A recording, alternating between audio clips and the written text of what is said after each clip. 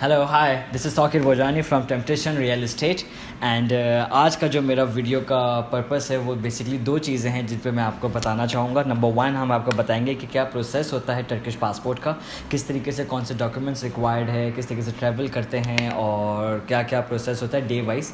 एक वीडियो में इंशाल्लाह हम लोग ये आपको बताएंगे और दूसरा आपको बता देंगे अगैन वापस से वही सवाल बहुत ज़्यादा आ रहा है कि 8% जब हम लोग को गारंटीड रेंट है वो ज़्यादा प्रॉफिटेबल है हमारे लिए, तो इंशाल्लाह मैं उस पर भी रोशनी डालूंगा आज। चलें, सबसे पहले हम स्टार्ट करते हैं कि 8% की बात करता हूँ मैं कि 8% में लोग कह रहे हैं कि वो ज़्यादा प्रॉफिटेबल है क्योंकि from the very first day you will get the cashback of your 8%। तो देखिए, मैं वापस इसको समझाने की कोशिश करता हूँ।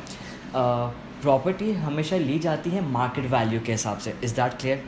अब अगर एक चीज़ की मार्केट वैल्यू 70,000 है और अगर वो प्रॉपर्टी आपको खुद ही क्लेम करके दे रहा है 1,00,000 की, तो इसका मतलब 30% उसने ऑलरेडी आपसे ज़्यादा मार्केट से चार्ज किया है। आपकी मार्केट वैल्यू तो 70,000 ही है। अगर मैं इस चीज़ को समझाने की कोशिश करूं तो मैं ये भी कहूँगा ठीक है, अगर आपको 8% चाहिए हम आपको दिला देंगे, we have that properties as well. लेकिन ultimately in the long run after 3 years जब आप बेचने जाएंगे तो वो मार्केट वैल्यू से कैलकुलेट किया जाएगा, 100,000 से कैलकुलेट नहीं किया जाएगा। फिर instead of a capital gain you will show the capital loss. तो फ़ायदा क्या होगा कि हमने अपना ही जो गेन था प्रॉफिट का वो हम लोगों ने रेंटल के सूरत में from the very first day कर लिया। Secondly, you have no idea about the rental income as well. अगर वो आपको गारंटीड 8% दे रहा है और अगर आपकी प्रॉपर्टी 5% पे ऑन एवरेज चले जाती है रेंट पे और गवर्नमेंट कह रही है कि 15% कैपिटल गेन है, तो इसका मतलब ये हो रहा है कि we would be able to cover a lot more of a lot more from the property. इंशाल्लाह दूसरी जब मैं डिटेल वीडियो रखूँगा प्रॉपर्टी के हिसाब से तब मैं इंशाल्लाह आप लोग को डिटेल बताऊँगा। आज मैं आप लोग को बताता हूँ कि डॉक्यूमेंट्स क्या क्या रिक्वायरमेंट है।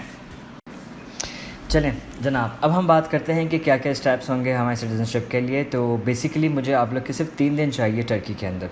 सिलसिला इस तरीके से होता है कि जो कैंडिडेट वो होता है इंटरेस्टेड होता है तो हम उसको पाकिस्तान में ही प्रॉपर्टी दिखाना स्टार्ट हो जाते हैं, चीज़ें दिखाना स्टार्ट हो जाते हैं ताकि चीज़ें इनको अच्छे से समझ आ सके और आइडिया कर सकें, लोकेलिटी को आइडेंटिफाई कर सकें।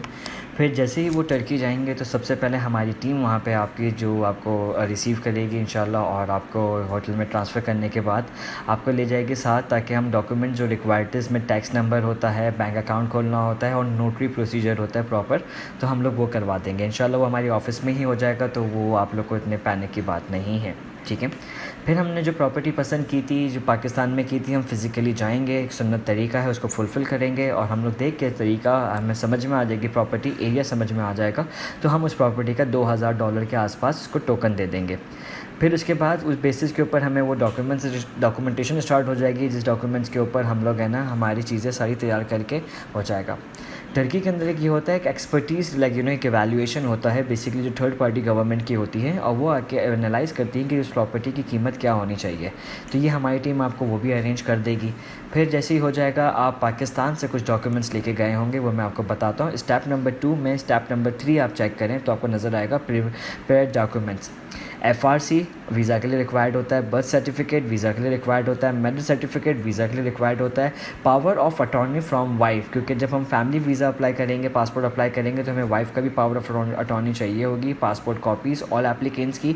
ये सारे फॉरेन मिनिस्टर जो हमारे पाकिस्तान के अंदर हैं हम उससे या हिंदुस्तान के अंदर हम उससे अटेस्ट कराएंगे, ठीक है, ताकि टर्किश कौंसलेट से हम लोग उसको जब एक बार नोटराइज़ कर देंगे तो वो डॉक्यूमेंट्स हमारे काम आ जाएंगे और फिर हम लोग लॉयर की फ़ीस दे देंगे जो 3,500 से 5,000 तक के आसपास में कैलकुलेट हो जाती, काउंट हो जाती है।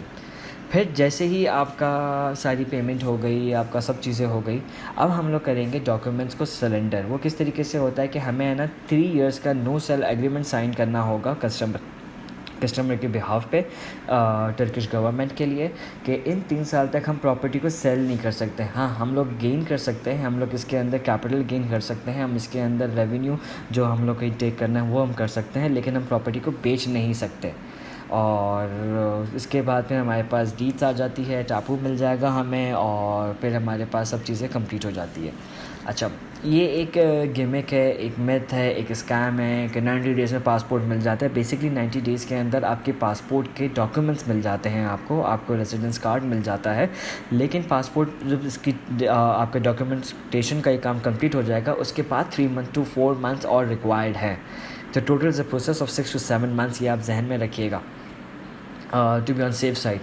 और लेकिन रेंटल आपका from the very first day start हो जाएगा। प्रॉपर्टी की आपकी पूरी परचेज़ हो जाएगी, आप दे देंगे। और अगर हम सेकेंड हैंड प्रॉपर्टी लेंगे, ऑलरेडी रेंटल होगी, तो वो भी आपके पास the day you will transfer the money, आपके पास वो अकाउंट में आना स्टार्ट हो जाएगा। फिर आखिरी सवाल आता है कि मुझे टर्किश पासपोर्ट या सिटीजनशिप मिलेगा कहाँ पे? तो ये आपको दोबारा से अपनी होम टाउन मतलब पाकिस्तान या हिंदुस्तान जहाँ पे भी आप होंगे वहाँ पे आपको मिल जाएगा।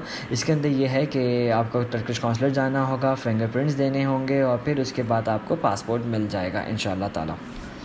ये सवाल थे, और किसी को कोई भी और सवाल आता तो प्लीज़ आप लोग मुझे कमेंट करें। कॉन्टैक्ट नंबर स्क्रीन पे आ रहा होगा, तो आप लोग मुझे उस पर कॉन्टैक्ट कर सकते हैं ताकि आप लोग के क्वेरीज़ को फुलफ़िल किया जा सके। थैंक यू, टेक केयर, अल्लाह हाफ़िज़।